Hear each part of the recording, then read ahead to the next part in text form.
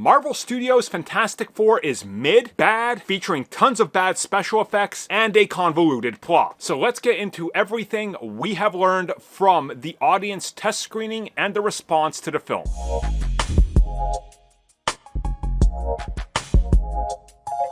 Okay, so before we get to it, we obviously got to lay down a foundation of what's going on because, as most of you know, this is coming at us from multiple sources, and what we've learned in the last couple of days, and really that in the last 6 to 8 months, Marvel Studios has gone back to the old ways of gauging their film quality. So I think a lot of you know that before Avengers Infinity War, right around there, Marvel Studios stopped doing audience tests and polls. And pretty much what happened was, ever since the original Avengers came out, they realized they're the big kid on the block. They don't need to have test films go out there and things that leak and get spoiled. So right around Age of Ultron, they started to pull back on tests and mostly canceled all of them. And audiences could no longer see advanced cuts and give them feedback. This remained in place more or less indefinitely. Audience tests just disappeared. Where this started to change was a couple of years ago, where some of their projects ended up testing bad internally. And if you're not aware of what I'm talking about, they would essentially test new films with the people that worked on them. So of course the people that work on them are going to say they're great. So they realized maybe this isn't working because they were led to believe internally that Eternals was going to be a Oscar-nominated film. This is when things got a little shaky and, well, they started to revise the plan. And we know that in recent film releases, films like Thunderbolts and Captain America Brave New World both went back to the old way, aka test the audiences sometimes months in advance to try to fix the film. And this is what happened with Fantastic Four. So let's talk about the test screening that happened this week. So it is known for a fact that public screenings did happen in the last week. Multiple outlets have confirmed it. You guys know I have somebody I know that tracks screenings. That's part of his job, really. He confirmed to me there was multiple screenings that happened. So that is something that is very verifiable and true.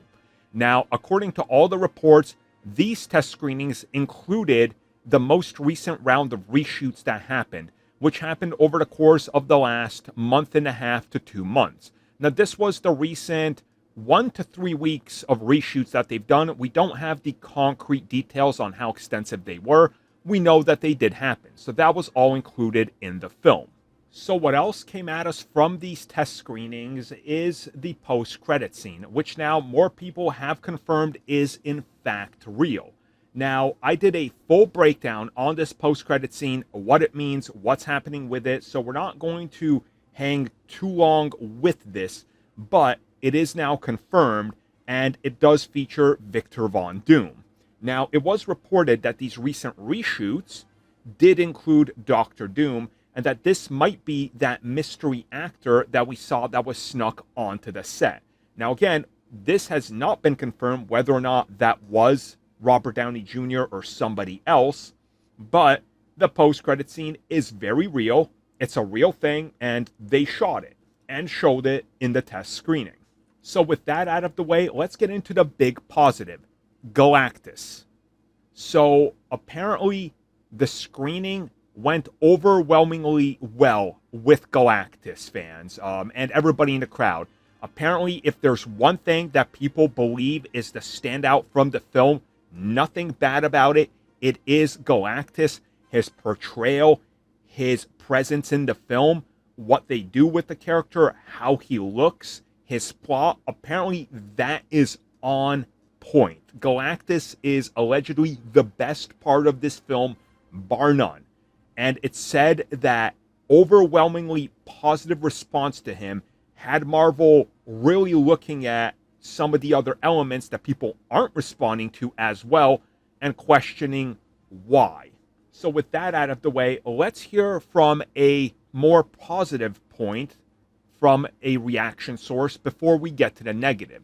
This coming from insider viewer Anon, who has more of a positive take on the recent screening. So this is what they said in regards to the positive side of the screening. The general reaction I'm hearing is okay, but it's not a big sample size. A couple people have said the first act is shaky, but it gets better once Galactus shows up. Worth noting, I've heard the film is very unfinished, much of what you'd expect from something coming out in 2 months. And then they also added that it was cute, funny, and geeky, and also adding, reactions are more consistently okay, whereas the Superman reactions swing wildly between love, like, didn't like, or hate. End quote. So again, I always got to mention this. None of us are alike. None of us are the same. We all have different opinions. For example, on the other channel that I just kind of do my own thing, I just posted a Mission Impossible Final Reckoning review. And I said in that one that Mission Impossible 2 is, in my opinion, the worst. Somebody commented that that's their second favorite. Again, you know, it's your own thing, right? Your own opinion. So what one of us thinks is great, another person might think is bad, right? Again, I always use Batman v Superman as a great example. WB believed they had the greatest comic book film of the decade on their hands. Zack Snyder fans also believe it. On the other side of it, we got the people that don't like it, the mass population that saw it, and the critics who didn't. But again, opinions are subjective, right? So if people like it, that's awesome. I cannot wait to see this film. You guys know I'm a champion for the Fantastic Four. I love these characters. I love everything about them. The ideas behind it, the first family, the chemistry that they have, the world, Galactus, Silver Surfer. I love all these aspects, especially Doctor Doom that connects with them, right? It all goes together hand in hand, and I hope that it's great. But as you even see here, the more positive reaction is that it's an okay film and that it's a bit messy. And that's what I want to tackle as the next part of this, that the film has a messy plot. So per positive and negative report, they both say it's okay, but the plot is bad. It's all over the place. It feels a bit rushed, and then it gets too slow, and then it kind of meanders, and you're just kind of waiting for parts of it to move. And, you know, if that's the truth, that's rather bad, because you don't want to be bored during a film, especially a comic book film. That's like the ultimate sin, in my opinion. I will take a bad action-filled comic book film over a boring comic book film, because at least the bad one has tons of entertainment value. And I always talk about how much I love X-Men Origins Wolverine and Batman and Robin. They're bad films, but they're entertainingly bad, and they're not boring. Having a boring film is bad, which then brings me to insider Jeff Snyder, who is well known for getting very accurate gauges on reactions to film and test screenings as somebody who used to work in the industry before he started his own thing. So let's get into all the bad and the mid. Okay, so here I'm going to read exactly what Jeff Snyder said. He said, and I quote, "My source called it both mid and meh, and not that bad, but not that good either. More concerningly, they said it featured a weak character development, bad CGI, though a lot of the later issues will certainly be addressed over the next month.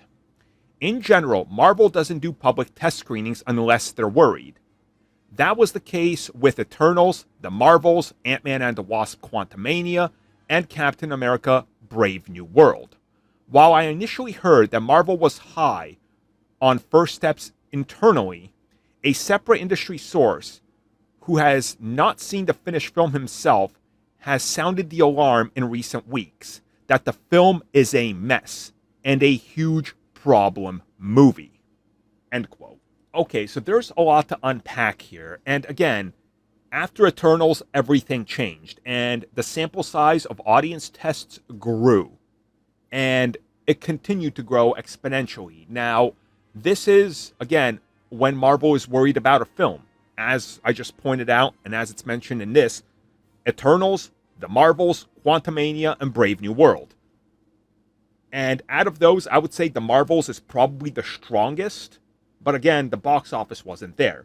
So then we go to what they're saying, that the film is mid and meh, that the plot is just all over the place and messy.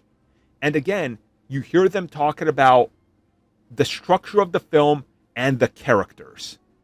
And let's be real about this. Weak character development will hurt the Fantastic Four more than any singular other thing that they can do.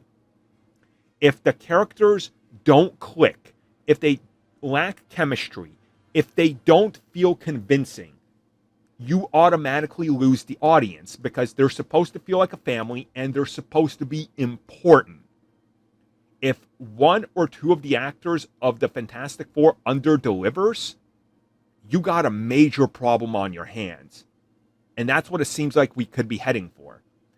And honestly, I'm glad that they're doing tests again with audiences, but if we strike out with Fantastic Four for the fourth time on film, I legitimately think that this brand is, it's not, you can't make it work anymore. You can't. There's no way that fourth time is not the charm. Even if, as some of these people are suggesting, that they believe it's going to land in a 6 out of 10, if that happens, they better hope that the box office is good, because that's the end of the Fantastic Four as a franchise forever. Thank you for checking out that video, and thank you for your continued support. Feel free to like, share, subscribe, do whatever you will, and if you're so inclined and would like some additional content from us, which includes unfiltered content and bonus discussions, we do offer exclusively in our member section. We hope to see you there. So thank you for watching, and have a good one.